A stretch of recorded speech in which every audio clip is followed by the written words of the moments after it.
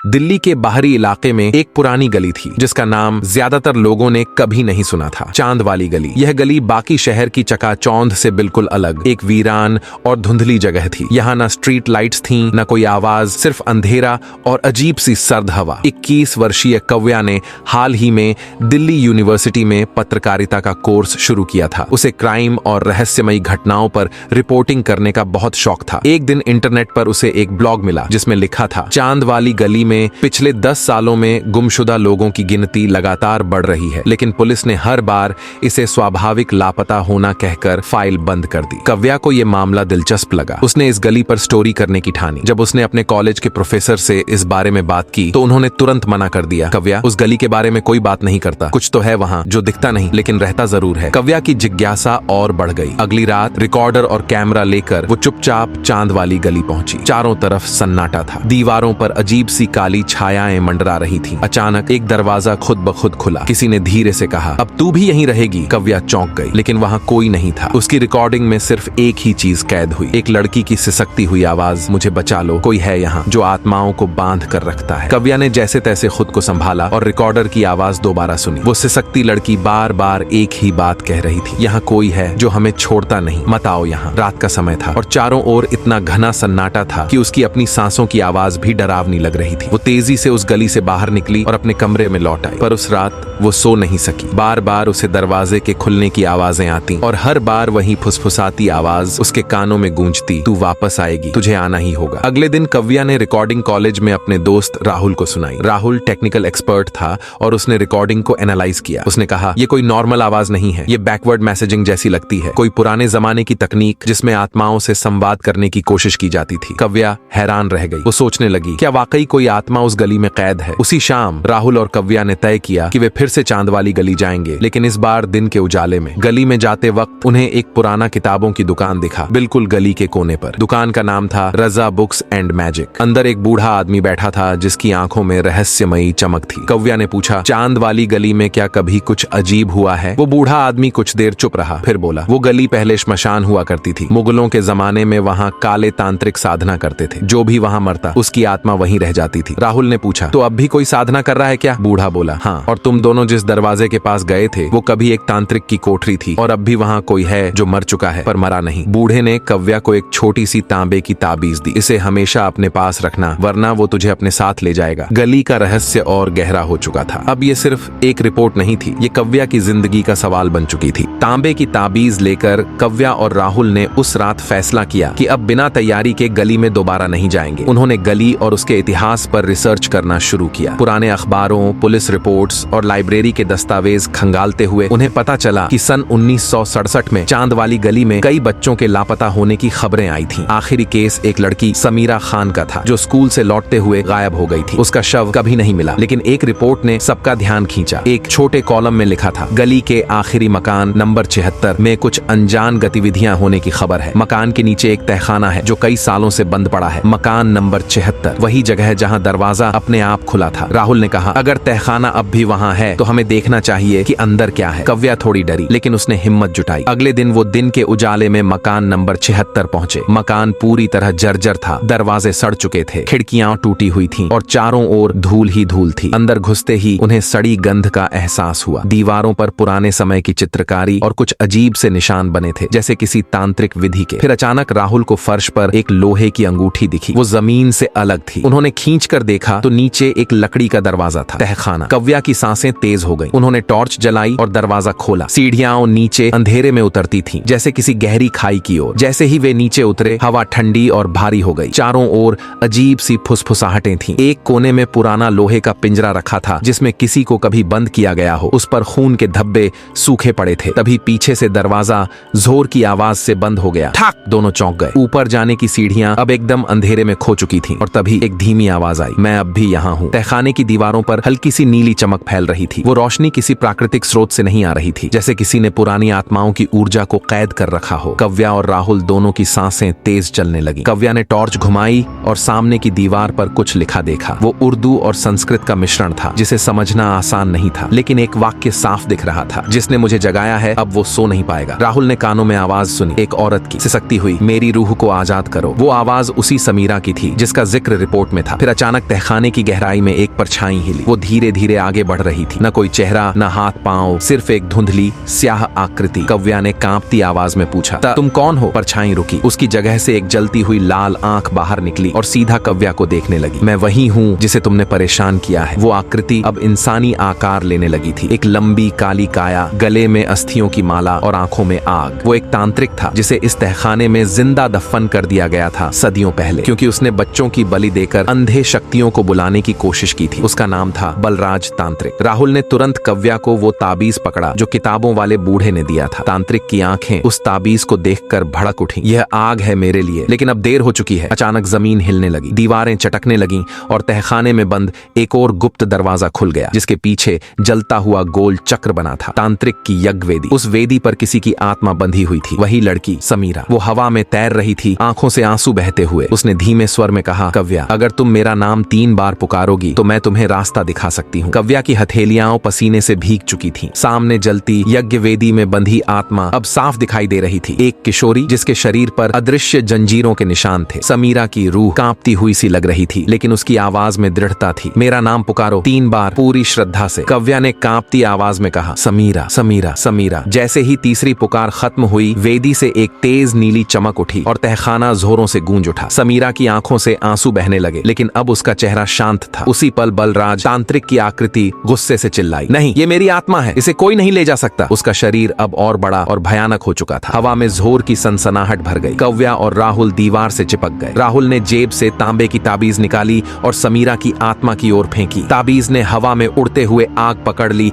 और सीधा बलराज की छाती में जा धंसी। एक दिल दहला देने वाली चीख पूरे तहखाने में गूंज उठी। आग! बलराज जलने लगा। उसका शरीर राख में बदल रहा था। समीरा की आत्मा अब ताबीज की चमक में घुल रही थी। उसने एक आखिरी बार कव्या की ओर देखा और मुस्कुराई, धन्यवाद, तुमने मुझे मोक्ष दे दिया। और फिर वह रोशनी में बदलकर गायब हो गई। तहखाना हिलने लगा, दीवारें गिरने लगी। एक रोशनी का गोला वहां बना जहां समीरा खड़ी थी। कव्या और राहुल भागकर उस रोशनी में कूद गए और जैसे ही उन्होंने आंखें खोली, वे चांद वाली गली के बाहर खड़े थे। दिन चढ़ाया था, पर गली अब वैसी नहीं थी। मकान नंबर 77 अब सिर्फ खंडहर नहीं, पूरा समतल मैदान बन चुका था, as if it never existed. Kavya ने सब कुछ अपने कैमरे में रिकॉर्ड किया था, लेकिन जब उसने उसे चलाया, वीडियो में सिर्फ वही 3 शब्द सुनाई दिए, मुझे मोक्ष मिल गया। घटना के बाद कव्या और राहुल कुछ दिन तक किसी से बात नहीं कर पाए। उन्होंने कॉलेज में रिपोर्ट सबमिट की, लेकिन जो वीडियो उन्होंने रिकॉर्ड किया था वो रहस्यमय तरीके से सिर्फ उसी वाक्य तक सीमित रह गया, मुझे मोक्ष मिल गया। कोई तस्वीर नहीं, कोई आवाज नहीं, बस एक खाली रिकॉर्डिंग और एक वाक्य। प्रोफेसर शर्मा, जिनसे कव्या ने शुरुआत में बात की थी, उन्होंने उसे बुलाया और कहा, कुछ चीजें बस जानने के लिए होती है, लिखने के लिए नहीं। तुम्हारी रिपोर्ट सराहनीय है, लेकिन इसे आगे मत बढ़ाओ। पर कव्या का मन नहीं माना। कुछ हफ्ते बीते। चांद वाली गली के आसपास अब लोग फिर से आने लगे थे, लेकिन एक रात जब कव्या अपने कमरे में अकेली थी, उसने खिड़की से बाहर देखा। वही लड़की, सफेद कपड़े, नंगे पांव, सीधी खड़ी, लेकिन चेहरा छाया में। कव्या का दिल बैठने लगा। वो समीरा नहीं थी, ये कोई और था। उसने धीरे से कहा, सिर्फ समीरा को मोक्ष मिला है, बाकी अब भी फंसे हैं। अगले ही दिन राहुल को एक चिट्ठी मिली, बिना नाम की, बिना पते की। उसमें सिर्फ एक नक्शा था और एक शब्द लिखा था, कमरा नंबर 13। जब उन्होंने इस नक्शे का मिलान किया तो पाया कि ये नक्शा उसी गली के पीछे के पुराने सरकारी हॉस्टल का था, जो अब बंद पड़ा है, और हॉस्टल का कमरा नंबर 13। समीरा उस हॉस्टल में ही रहती थी। कव्या और राहुल को समझ आ गया, सिर्फ तहखाने में नहीं, गली के हर कोने में कोई न कोई आत्मा अब भी बंधी हुई है। शायद बलराज तांत्रिक ने सिर्फ समीरा को नहीं, बल्कि और कई आत्माओं को भी बंधक बनाया था, काले जादू से, बलि से, या किसी प्राचीन साधना से। अब चांद वाली गली ने फिर से दस्तक दी थी। कव्या और राहुल ने तय किया कि अब पीछे हटने का वक्त नहीं है। समीरा को मोक्ष मिल चुका था, लेकिन अगर और आत्माएं फंसी थीं, तो उन्हें छोड़ना भी उनकी जिम्मेदारी थी। वो दोनों पुराने सरकारी हॉस्टल पहुंचे, जो अब खंडहर बन चुका था। दरवाजे जंग खा चुके थे, दीवारों पर बेलें उगी थीं, और भीतर घुसते ही एक अजीब सी सड़न और सन्नाटा महसूस हुआ। नक्शे के अनुसार कमरा नंबर 13 पहली मंजिल के सुदूर कोने में था। जैसे ही वे सीढ़ियां चढ़ने लगे, लकड़ी की सीढ़ियां चीखने लगी, जैसे कोई उन्हें चेतावनी दे रहा हो। कमरा नंबर 13 के दरवाजे पर एक पुरानी लोहे की तख्ती टंगी थी, खाली लिखा हुआ था, लेकिन दरवाजे पर हाथ रखते ही तेज ठंडी हवा अंदर से बाहर आई। कव्या ने राहुल की ओर देखा और दोनों ने दरवाजा खोला। भीतर घुप अंधेरा था। उन्होंने टॉर्च जलाई तो सामने एक बड़ा गोल दर्पण दिखा। उस पर धूल की मोटी परत जमी थी, लेकिन बीच में एक साफ निशान, मानो किसी ने हाल ही में उसमें देखा हो। दीवारों पर उर्दू, संस्कृत और फारसी में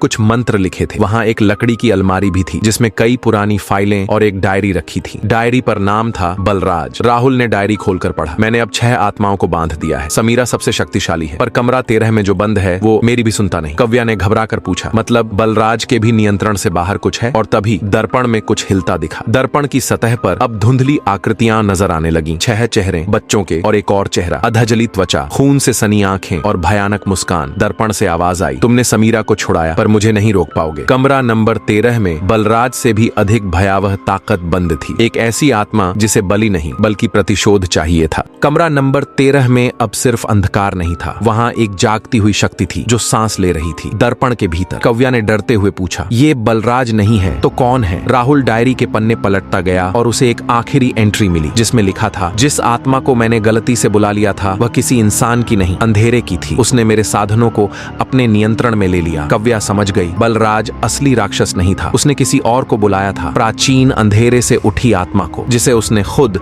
अपने नियंत्रण में लेने की कोशिश की थी। लेकिन वो अब सबका स्वामी बन चुका था। दर्पण की सतह अब तरल जैसी हिलने लगी। उसमें से एक हाथ बाहर आया, काला, लंबी उंगलियों वाला, नाखूनों से खून टपकता हुआ। राहुल ने तुरंत उस तांबे की ताबीज फिर से हाथ में ले ली, लेकिन इस बार वो बेअसर थी। ये ताबीज बलराज को रोक सकती थी, मुझे नहीं। वो आवाज उनके कानों में नहीं, सीधे उनके दिमाग में गूंजी। तभी अलमारी के पीछे दीवार पर एक निशान दिखा, एक त्रिकोणीय मंत्र चक्र जिसमें एक सूरज और एक चंद्रमा का प्रतीक था। कव्या को याद आया, वो बुकशॉप वाला बूढ़ा कुछ कहता था, जहां बलराज खत्म होता है वहां प्राचीन रक्षक शुरू होते हैं। राहुल ने मंत्र चक्र पर हाथ रखा और दीवार खिसकने लगी। पीछे एक गुप्त कक्ष था। उस कमरे में एक प्राचीन मूर्ति थी, ध्यान मग्न साधु की, जिसके चारों ओर संस्कृत में लिखा था, शुद्ध अग्नि ही अंधकार को बांध सकती है। कव्या ने जेब से माचिस निकाली और पास रखे पुराने घी के दीपक को जलाया। जैसे ही दीपक जला, मूर्ति की आंखों में प्रकाश आ गया और कमरे में एक तेज आवाज गूंजी, दर्पण को आग दिखाओ, अब नहीं रुकेगा समय। वे दौड़कर दर्पण के पास पहुंचे। कव्या ने दीपक की लौ दर्पण की ओर बढ़ाई और दर्पण एक तेज चीख के साथ फट गया। अंदर से काले धुएं का तूफान निकला और कमरे को निगलने लगा। लेकिन उस धुएं के बीच 6 आत्माएं रोशनी में बदलकर ऊपर उठ गईं। वो मुक्त हो रही थीं। पर आखिरी छाया जो बलराज से भी भयानक थी, अब जमीन से बंधी नहीं थी। वो दर्पण से बाहर निकल चुकी थी और उसके पास चेहरा नहीं था, बस एक आवाज, अब मैं आजाद हूँ और मुझे बंद करने वाला कोई नहीं। दर्पण टूट चुका था। बलराज का जादू समाप्त हो गया था। समीरा और बाकी आत्माएं मोक्ष पा चुकी थीं। लेकिन जिस शक्ति को बलराज ने गलती से बुलाया था वो अब आजाद थी और उसका कोई रूप नहीं था। कमरा नंबर 13 अब एक शून्य की तरह बन चुका था, जैसे वहां से वक्त गायब हो गया हो। घड़ी की सुइयां रुक गई थीं, हवा थम गई थी और दिमाग में एक ही शब्द गूंज रहा था, भूख। कव्या की आंखों में आंसू आ गए। हमने सब ठीक किया, फिर भी? राहुल ने गहरी सांस ली। नहीं, अभी नहीं, कुछ तो बचा है। अचानक पूरे हॉस्टल की लाइटें झपकने लगी। सीढ़ियों पर तेज भागते कदमों की आवाजें आने लगी, ठक ठक ठक, जैसे कोई अदृश्य ताकत ऊपर चढ़ रही हो। कव्या और राहुल दौड़कर नीचे आए। हॉस्टल के बाहर पहुंचते ही उन्होंने देखा, पूरी चांद वाली गली काले धुएं में लिपटी थी। लोगों की परछाइयां दिख रही थीं, बिना चेहरों के। वो जिंदा नहीं लग रहे थे। गली की हर इमारत की खिड़की से वही चेहरा झांक रहा था, बिना आंखों का, बिना मुंह का, सिर्फ एक काली आकृति। अंधकार अब सिर्फ गली में नहीं है, ये तुम्हारे भीतर भी आएगा, राहुल ने कांपती आवाज में कहा। हमें उस बूढ़े आदमी से मिलना होगा जिसने ताबीज दी थी। अगले ही पल वे दोनों किताबों वाली दुकान पहुंचे, लेकिन वहां ताले लटके थे और दीवार पर खून से एक वाक्य लिखा था, मैंने किया जो कर सका, अब तुम्हारी बारी है। नीचे एक कागज रखा था जिस पर एक नक्शा बना था। वो नक्शा चांद वाली गली के नीचे बने पुरातन सुरंगों का था। एक सुरंग पर घेरा बना था जिसमें लिखा था, मुख्य स्रोत अधोलोक द्वार। अब साफ था, दर्पण सिर्फ एक द्वार था, असली दरवाजा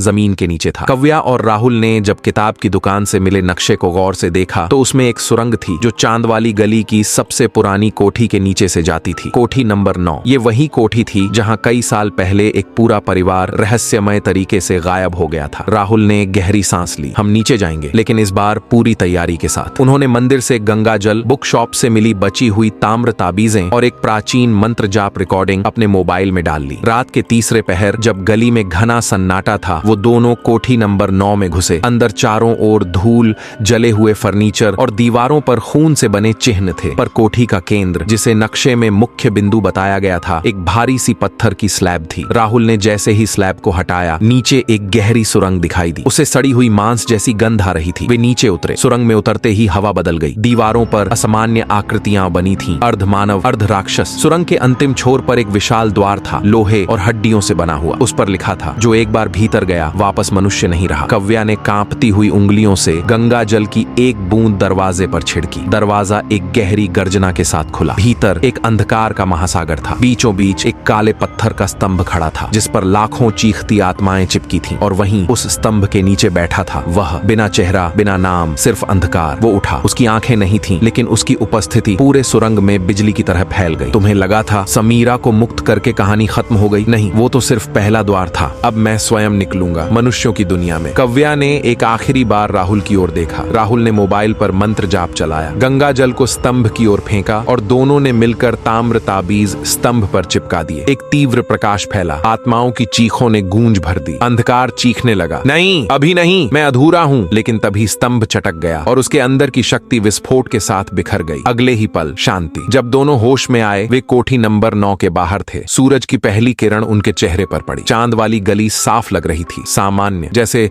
कुछ हुआ ही नहीं। लेकिन उस दिन के बाद कव्या के सपनों में वो चेहरा फिर भी आता है, बिना आंखों वाला, बिना मुंह वाला। और हर बार वो एक ही सवाल करता है, तुमने दरवाजा बंद किया, पर कुंजी अब भी तुम्हारे पास है।